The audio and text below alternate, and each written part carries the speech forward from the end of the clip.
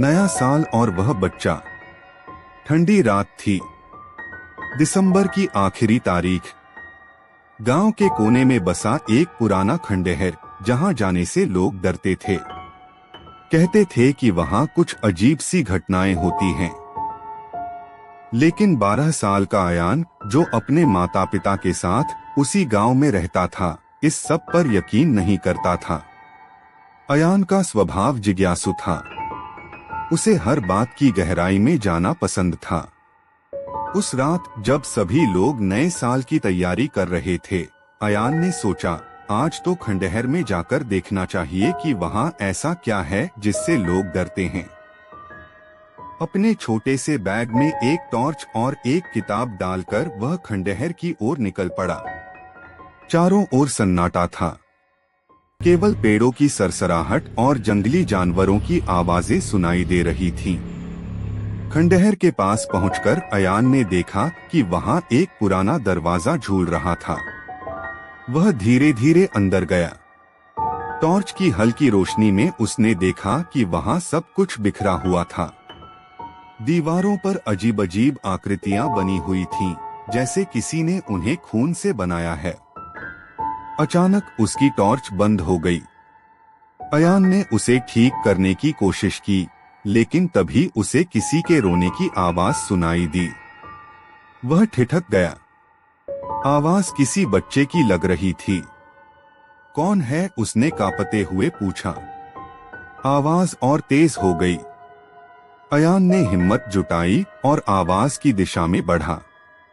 उसने देखा कि एक कोने में एक छोटा बच्चा बैठा हुआ था, जो अपनी घुटनों में सिर छुपाए रो रहा था। तुम कौन हो और यहाँ क्या कर रहे हो? अयान ने डरते हुए पूछा। बच्चा धीरे धीरे अपना चेहरा उठाता है। उसकी आंखें पूरी तरह से काली थीं। चेहरे पर एक अजीब सी चमक थी और वह धीरे धीरे मुस्कुराने लगा। मैं वही हूँ जिसका इंतजार तुम कर रहे थे, बच्चे ने कहा। अयान के हाथ पे सुन्न हो गए। कौन? मैं वही बच्चा हूँ जिसे यहाँ बहुत साल पहले मारा गया था। लोग मुझे भूल गए, लेकिन तुमने मुझे याद किया। अब तुम मेरे साथ खेलोगे, हमेशा के लिए। अयान को समझ नहीं आया कि वह क्या करे।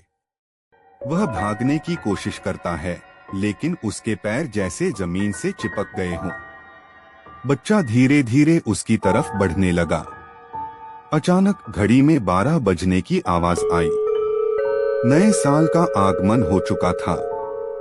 खंडहर की दीवारों से जोरदार हंसी गूंजने लगी।